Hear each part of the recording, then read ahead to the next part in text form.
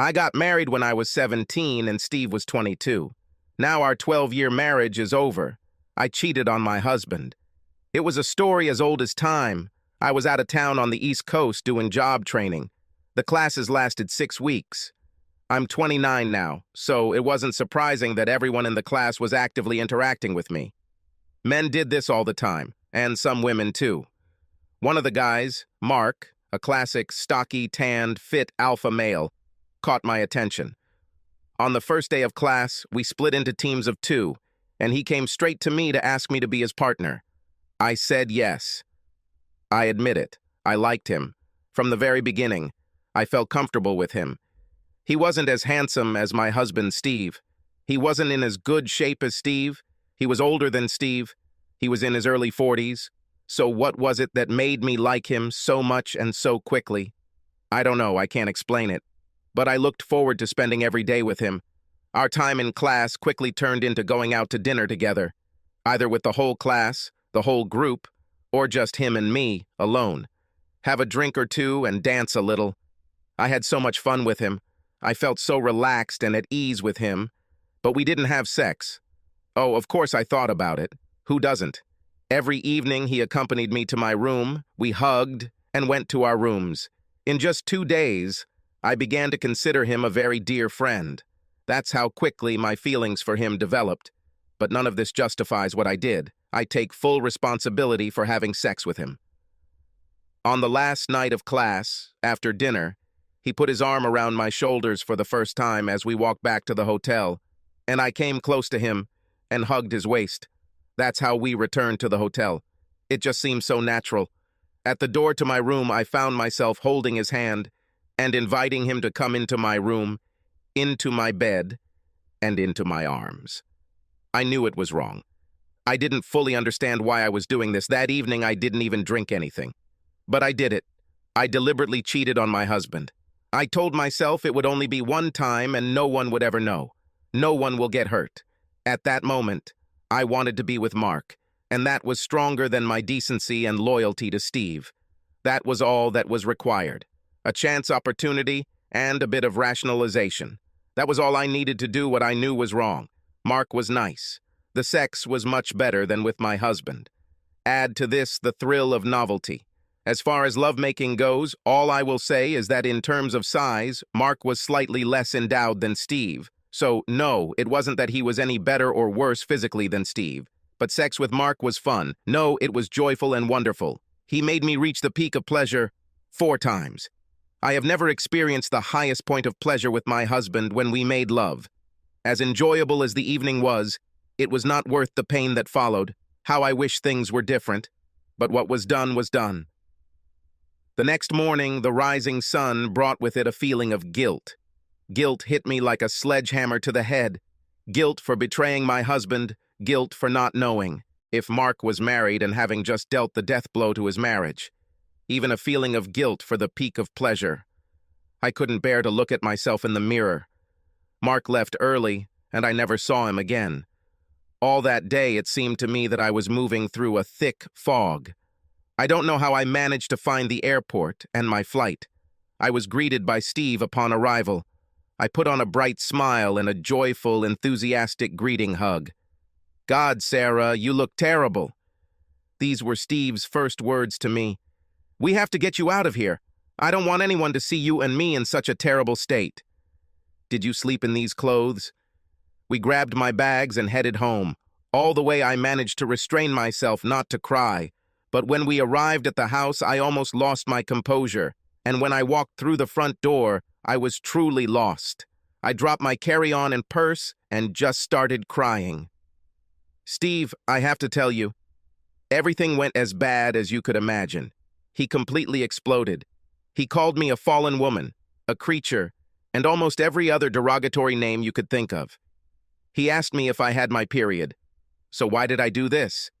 Then he began to wonder if I was telling him the whole truth. "But was it just one time, Sarah?" he said. "How should I know?" "I can't believe you're saying that, Steve." "Of course, this is the only time. I told you about this. If I hadn't said anything, you would never have known." "What does he have that I don't?" Steve demanded. Was he good in bed? Does he have a bigger spear than me? Was he prettier? What exactly did he have that I don't have that made you flush 12 years of marriage down the toilet? I don't know. But by this time, I already knew. On the plane, I realized what it was about Mark that made me abandon my marriage vows. He was funny. I felt good and relaxed with him. He was much more attentive in bed than Steve had ever been. But I knew that Steve would throw me out the door if I said all this. I want to get a divorce. Steve, why? I made a mistake. I admit it. I take full responsibility for this. I'll do anything to fix this, I swear. I'm not interested anymore. I just can't believe you did this. Why? What does he have that I don't? Oh, God, I was tempted to tell him, spit it in his face, but I restrained myself. I don't know. However, Steve wasn't done yet. Am I not good enough for you? He again demanded an answer. Lord, what will all our friends and relatives think when we get divorced? Do you know what I will look like? Everyone will know that we were not a perfect couple. Does it really mean that much to you? Yes. God, how do you think we got to where we are? Because I worked hard to make our relationship perfect and keep it perfect. No, it's all on your conscience. I'll tell everyone that you cheated on me, so at least I'll have my reputation intact. Steve, I said pleadingly, can't you sleep with this for at least one night? I told you, and not even 5 minutes later, you're already talking about divorce? You're damn right, it is. So, just like that, do you not love me anymore? No. Can I earn your trust and love again? Can you forgive me? I will do anything to fix this. I can't forgive you when I don't know why you did it because I don't know what I forgive. I don't want to see your face anymore. We're done. Why? I shouted. Because we had a perfect marriage, and obviously that wasn't enough for you, and you cheated on me. You can't say why you did it. Therefore, it cannot be said that this will never happen again. Even worse, if you don't know why you cheated, chances are that whatever set of conditions caused it is still there, which means you can cheat again. So no thanks. I don't want my heart cut out a second time. But we know that this will not happen. We know. Fuck you, Sarah. Yes, I knew that you would never cheat on me until you did. So we don't know that it won't happen again. I feel like I can't trust you or anything you say, and I won't be able to live in this uncertainty. And I, of course, will not allow your dissolute behavior to affect my reputation in the eyes of society. Steve, this could be anyone's story, not just ours. This has happened to many couples, and they have been through it. This is nothing more than the same risk you would take with anyone you might marry. It's just life, and sometimes we have to put up with the terrible shit it throws at us. Steve, I swear to God, I'll make it up to you if you let me. It wasn't some kind of cataclysm. It was you who stabbed us in the back with your little mistake. And this is a risk that I do not intend to expose myself to a second time. You can't be serious. We wanted to have children. Well, they wanted to. Are you going to throw this away because I cheated once? Don't you want to have children? Become a father? If it were you who deceived, I would forgive you under such circumstances. I would try to figure this out. Figure out where we went wrong and try to fix it. No. It's not we who made a mistake. It's you who threw everything away, and there's a risk that you might do it again. But I will not do this. We already talked about this. You've already sworn once. Your words are not enough. Suddenly, I was overcome with blind rage. Damn you, Steve. Do you think you have it all figured out already? Are you going to throw away all of our time together and the family we could have created because of one time? Because your main concern is how you will appear in society? And then he started saying unforgivable things. Damn you, Sarah. We had everything. We had such a wonderful life. All our friends were jealous of us. And you go and destroy our marriage and you can't even say why? You know damn well why you did it. You wanted this yourself. You were excited, tempted, thought you wouldn't get caught, and thought it would be fun. You ruined the life we could have had. And you can't even say why. So don't expect me to sign up for a sequel. And then he said it. The worst thing that ever happened. Thank God we don't have children yet. Thank God it happened before we got anything done. In that sense, it was a blessing that you were fooling around. So thank you, Sarah. I couldn't stand it. You know, maybe you are right. Maybe my deception was a blessing in disguise. Do you want to know why I slept with him? He made me feel good. It was fun to be with him. I could talk to him without my words being criticized and dissected. And that was before I slept with him. And you know what else? He was better in bed than you. He cared enough to make it good for both of us. So what if my fooling around makes you leave so I can find a better man? It was a blessing back then, and I thank God for it. Well, good news. You start weeding out candidates. That night, he left home. We never communicated again, except through our lawyers, and when the divorce was settled, he moved out of state and did not tell me where he had moved. His threat to tell everyone that it was all my fault? It turned out that it was just a threat. He didn't tell anyone we knew. Not our neighbors, not our friends. Did he just not see the point in it? Or could he not allow himself to be looked at as someone who had been cheated on? For the next 3 months, I went to bed every night wishing I could just die in my sleep. And in the morning, when the sun rose again, it raised me, kicking, screaming, and not wanting to live. It just kept going, no matter what happens, what we do, or how we might feel about it. I did my job on autopilot. I spent lunch at my desk in the office with the door closed, just crying my eyes out. But you can't cry forever. All sorts of shit happens, often far beyond what is possible. But life goes on. When my grief over what I had done passed, when my grief over my lost husband, my broken marriage, my lost chance at a family and a wonderful life passed, I began to return to my normal self. Well, I will always mourn what I lost, and for the way I lost it, for the way Steve and I both lost it. But eventually, I learned to control myself in public. I began to rejoice when I saw the sun rise again. I started looking at men again. A few years later, I learned from his mother that Steve had begun to lose his strength. It became almost impossible to work with him. He was intolerant of any mistake or mishap. It ate into any project at work to such an extent that the project was paralyzed. He then made a series of disastrous decisions at work that cost the company millions. He was fired. He never married again. He became an alcoholic. Without a job and spending all his money on cheap whiskey, he lost his accounts and the bank foreclosed on his house. On the day he was evicted, he ran out onto the roadway and threw himself under a large truck. It seemed he couldn't even forgive himself, let alone anyone else. I cried for several days. It was like losing him, losing my marriage, all over again. Things could have been completely different. Everything could have been much better. With my wrong decision, I endangered our marriage and our lives. It was 100% my fault, forever. But Steve destroyed our marriage and his life because of his absolute unwillingness to forgive and because he was more concerned about his image in the eyes of every other person on earth except us. I cried even more because of all this. In the days and weeks that followed, our story became known to all our friends and neighbors. I wasn't going to lie about anything, not about myself or about Steve.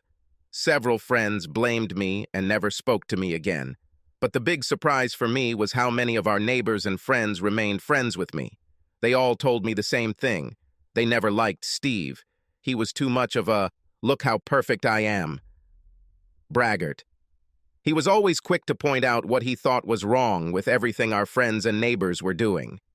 Everyone we knew, mostly socialized, only stay with us because they liked me. Most of our friends told Steve good riddance, and that I was better off without him. One of my biggest supporters was my mother-in-law. She came to the house demanding an explanation. Steve, her own son, didn't tell her why his marriage ended. I told her everything. When I finished, she came up to me and slapped me in the face. "This is because you cheated on my son." Then she hugged me tightly and said, "This is because you got rid of him. Lucky you. I'm sorry I didn't raise a better man for you." We hugged each other and cried for over an hour. Tears were my most frequent companion in the days and weeks that followed. I had something to cry about. But pretty soon, these tears dried up. Time heals all wounds. A few years passed and I got married again and was happy. I had a little boy and a girl. I have never cheated on my new husband. But then, I never loved my first husband, Steve, the way I love my second husband, Fred. This time, being older and wiser, I chose a man with whom I felt good, as I once did with Mark, a man who didn't have a perfection complex. They say that everything happens for a reason. I don't know anything about this. Quite often it seems like shit just happens and everyone catches it sooner or later. Could it be that what I told Steve in our last conversation was true? That my one-time episode of infidelity was my "leave your marriage to a man who won't be a good father" card? I thought Steve was the perfect man in our perfect marriage. But there were no serious checks. When did the inspection happen? He failed. Until I met Mark and spent some time with him, I never knew how exciting spending time with a man could be. Until then, I never realized how tough and unforgiving Steve was, or what an inconsiderate lover Steve was. Or at least I wasn't consciously aware of any of this. So, was my cheating episode my subconscious's way of freeing me from this marriage? Or was it God's plan for me to learn what it was like to have an unforgiving spouse, so that I would better appreciate my second husband and understand what I could lose if I never forgive? I regret cheating on Steve every day. I wish I had not dealt such a terrible blow to our marriage. I wish Steve would be just a little more understanding. If he stayed, I would do everything to make him happy. And I mean anything. But what was done was done. And it was in the next stage that we moved to from this point that Steve failed. Or was it me who failed? But I would never have understood Steve's true nature if I had not made my terrible mistake. And once we had children, it would be too painful to leave. And I wouldn't have the life that Fred and I have now, and with our children. Did my first marriage really have to break up to understand all this? Maybe my cheating episode was supposed to be a chance for Steve to learn, grow, and overcome all the bad things that can happen in life. His chance to learn forgiveness, at least a little leniency to preserve a good marriage and life together. But he ruined everything. Without the ability to forgive, I don't think any of us will last long in this world. Steve couldn't. If these were the lessons we were all meant to learn, I wish they weren't so painful. And it didn't end well for Steve. But we can all want whatever we want. God has his own plans for us. We may not like it, but we must learn from it. I don't know. What I do know is that when my husband, Fred, returned home from a long trip, I saw that something was wrong. He admitted that he slept with another woman on the trip. I hugged him and said, "Fine. I understand how this could happen. We will find out what is wrong between us, what caused this, and we will fix it. We'll deal with that." It took some time, but much less than you might think. Hurt feelings? We had a whole truckload of all this stuff. I had to figure it out just like anyone else in a similar situation. But we met the problems head on, together. We had to turn to a marriage counselor to help us cope with this, but even in the most difficult moment, we did not even think to say the word divorce. Our children never knew about our problems. We kept our marriage and our family intact, and we built stronger, even more committed relationships than before. And it was good that we did, because life for us does not end until we find ourselves in the grave, and as the years passed, many more life trials stood before us. Financial questions, work matters, diseases, temptation from others for both of us, problems with children as they grow older. We've both made mistakes, but we forgive each other and moved on.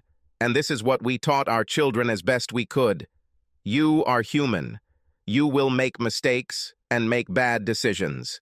You can hurt others intentionally or unintentionally, and others will hurt you. The only saving grace, straight from God, is forgiveness. Fred and I have survived all of life's challenges. We have built a wonderful life together for ourselves and our children. Perfection or forgiveness. As human beings, we cannot be perfect, and even if we could, I suspect we wouldn't be very happy with it. And the pursuit of this only leads to destruction. So thank God for forgiveness. You can have anything you want. The only thing that limits us from forgiveness is ourselves. This was the true story of a very dear friend. When it all blew up, believe it or not, even the most judgmental among us were glad to see Steve leave Sarah. Nobody could stand this guy. And no one was surprised that she cheated on him with the first man she came across, who showed that her life could be better. Part of this was due to the fact that Sarah got married so young. She didn't know that life and marriage could be any different. But it was a calculated move on Steve's part. This idiot decided that he could boss her around, humiliate her at every turn, and she was forced to accept it. We all used to say, the only reason he got married was so he could have someone to criticize who couldn't just leave him. This guy was the worst kind of asshole. So, my dear, whether you are husband or wife, remember this lesson. If you constantly put your spouse down, don't be surprised when some casual acquaintance comes along one day and shows them that life doesn't have to be a meaningless pursuit of unattainable perfection. And for goodness sake, what if your significant other makes the same mistake? Before you walk out the door, consider looking in the mirror and asking yourself, why did I get cheated on? Was it me? Especially if the other half shows true repentance for their actions. Without forgiveness, none of us will last long, and we will never know true happiness. I know this will be a tough pill to swallow for many, but you know what? Nobody ever said life would be easy, right? But it can be worth it if we are willing to make it worth it. Be kind to each other. Subscribe to our channel so that your second chaff doesn't cheat on you, and go ahead and listen to the next story, because this story is nothing compared to the next one.